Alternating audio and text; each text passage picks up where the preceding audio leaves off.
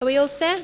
Just a quick reminder, if we can please ask the questions with the microphones. Thank you very much. Greg, welcome back to Royal Pines. It looks a little different to the last time you played it and won the title here. Yeah, vastly different. I certainly, I wouldn't like to play that 18th hole 7 times now. It's very difficult. I played the back 9 this morning, and it's going to be a tough test. It looks like Melbourne off the tees. It's a really nice look off the tee shots. Greens have got a lot of bumps and runoffs in them. It's going to make it very tricky, and so it's going to put a lot of pressure on driving, a lot of pressure on iron shots. It's going to take a complete game this week to get it done. Okay, it's always an exciting week when you're coming back to defend a title. How are you feeling ahead of things getting underway on Thursday? Yeah, I feel pretty good. I had a rough week last week. I didn't play very well, but I played a lot of golf the last couple of months, so it was nice just to have a timely weekend off. I hate to say that, but anyway, my game's in decent shape. I don't get to defend very much. I haven't won enough to call it normal, so it's nice. It's nice to come back to an event that is special. I've won it twice, and to come back as a defending champion is very unique. Okay, Rod. Greg, when we sat in here last year, you had the Cup. It was an amazing day, obviously, the low final round and then 7 holes of a playoff, and you were fairly sort of emotional, and we talked about your performances overseas not having been as good as here. You said that you were going to take this attitude to the US this past year. How did that go for you? Did you manage to do that? No, it's very difficult. It's hard to change the stripes on a leopard, isn't it, sometimes? Not easier said than done. I didn't have a great year on the golf course. I didn't play a lot. I played 18 events on the PGA Tour, so not the schedule. I've averaged 30 events a year for the last little bit, and they came in spits and starts. So on the golf course, pretty average, but conversely off the course, it's been fantastic. I got to see my kids more, and we started a charity this year, my wife and I, helping pay for therapies with children with autism. So off the golf course has been flying, but on the course, average year, and I didn't play how I'd like to play. Brent. Can I have a twofold one, Greg? Firstly, why you don't think you're playing as well as maybe you did this time last year? But also, guys talk about coming back to events they've won and having positive vibes from the course, but you're saying the course is a lot different to what it was last year. Does that mean the positive vibes aren't as positive as maybe what they would have been if the course hadn't changed? I don't know if it affects... well, it's kind of irrelevant, really. It's a totally different golf course. And look, being defending champion, it matters to the guy who's defending champion. It doesn't matter to the 150 other guys. And it really doesn't matter on Thursday morning. You still have to play well. And let's also remember, I shot 8 under the last day. It wasn't like I was in and amongst the lead and played phenomenal golf all week. I played 1 fantastic round and 3 other really solid ones. So, I don't know if the vibe is any less positive or negative. It's just a nice week for me to be back defending. Why haven't I played well? That's a great question. Is it effort? I haven't putted. I've hit the ball nicely this year, and my last great putting round was probably this one we had last Sunday a year ago. I haven't held near the footage I would normally hold. It's the little things in golf that stack up, and it's a chip or a putt you don't chip close, or a putt you don't make, and all of a sudden you're 1 over instead of even and go in the wrong direction. Last week was a similar concept. I missed a 4-footer for birdie to go 1 under, and 2 holes later I was 2 over. So that momentum just swings the wrong way very quickly. So you have to capitalise, and usually it's short game. And Greg, I think last year you got to 11 under. Given the changes, what do you think you'll need around here? The winner will need. Yeah, so much weather dependent. Like if it's meant to blow a lot, apparently. It's really tough to pick a number. I don't know. Pins. I'd take 10 under and sit in the clubhouse. I really would. I think it's going to be a lot tougher than last year. I think if the wind blew 5 or 6 or something like that, but because there's some holes that we tore up last year, like the 12th. 12th's a really tough second shot now. You have to be able to carry it on the green, the par 5 for 2. If you run it in there, it's a good chance. You're half a chance to run in the water.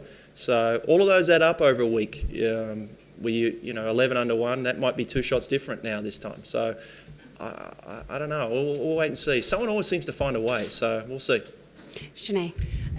Greg, you said that you'll have to have a very complete game to succeed here. Which are the players who are going to manage it a lot better? And then secondly, your thoughts on the incentive of $1 million on the final day on the 16th, if I remember correctly? Yeah, I'd say, look, it's hard not to go past the guys who have proven overseas. Brant Snedeker has come down to play, which is fantastic. David Lingmuth. Now, I'm only going to mention guys that I've seen play, in recent times. I haven't played a lot with some of the Europeans that are here in recent times, so I'm sure, everyone's pretty good these days, it seems. Their best golf is always really good. So, picking winners in golf is always extremely difficult because there's so much that can go wrong or right. So, I don't know, I hope that answers the question. The $1 million hole-in-one, that's going to make someone very happy. Interesting one. I've never been, I understand it, it's a big carrot. I've never been a massive fan of the one shot being worth more than the whole tournament, but I'd still take it if I got it. So, we'll see.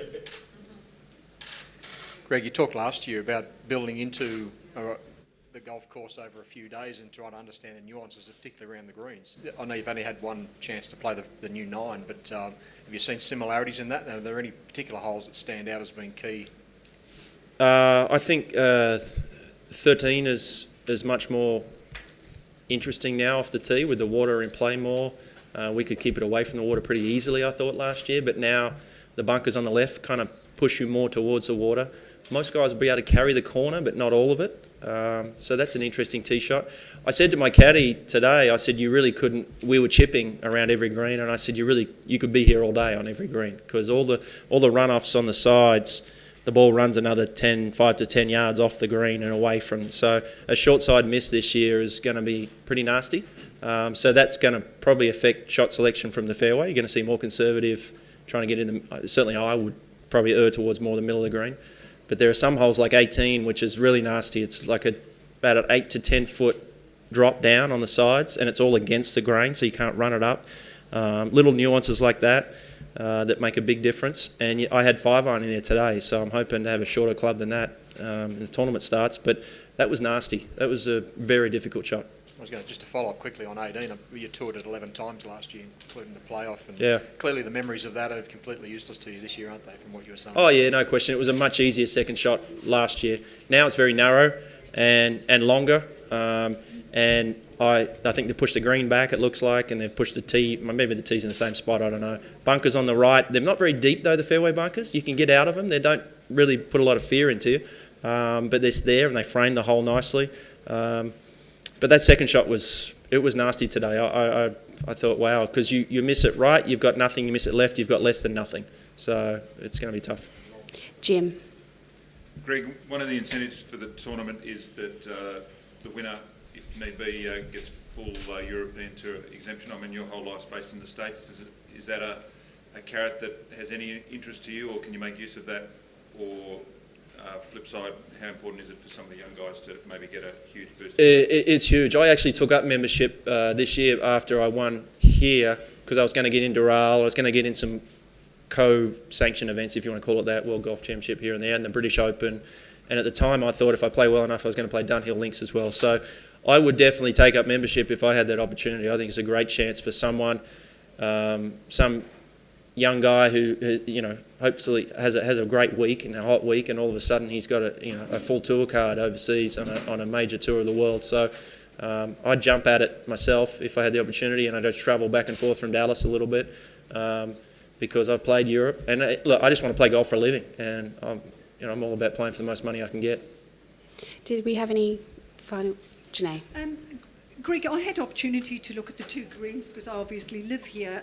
Certainly the new 9, the greens are a lot slower at the moment, and the course is looking bouncier on the one side. Is that a huge issue for the players, or do they just cope with it because they have to week after week? You adjust pretty quickly, but I just spoke to Marshy about the course, and he was talking about the greens being slower on the back 9 because they were pretty pedestrian this morning. And he said they're going to shave them down and get them a little more. But there's a lot of tiers in them too, so a lot of levels. So you can't make them crazy fast. But I think with that grass, it's going to be tough to get them. They're not going to be like Royal Melbourne. They're just going to be fast enough, I think. I haven't played the front yet. That's always annoying when there's a vast difference between one 9 and the other. but it is quite amazing sometimes how quickly guys adapt and figure it out. And I'm sure it'll be fine. Tony. Greg, can I just ask the reason for the limited schedule this year, and also how it compares to Melbourne? Sorry, you said off the tee it reminds you of Melbourne. In what ways does it sort of remind you of those Melbourne courses? Okay, so the limited schedule is just based on my status. I was in the 126 to 150 and I got 17 or 18 starts on the PGA Tour. I could have played it. It seemed to match up every time that I had a start on the PGA Tour. It would be the week I wanted to play on the web dot as well, so I didn't get much sort of flow over from one tour to the other. And it was something I just wanted to try as well. I'd never tried playing less golf, and that didn't work that great. But you kind of back up against it when you've only got that amount of starts, because you have 2 events and then you get nothing for 4 weeks, and then you have 1 event and you get nothing for another 4 weeks, and then you get 6 in a row and then you get nothing for 4. So it's a real weird situation. Normally I play my way into form.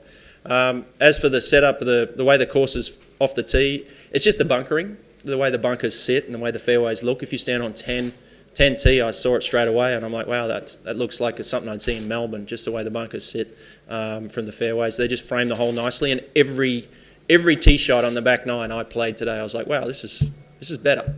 This is cool. So. Any final questions? No?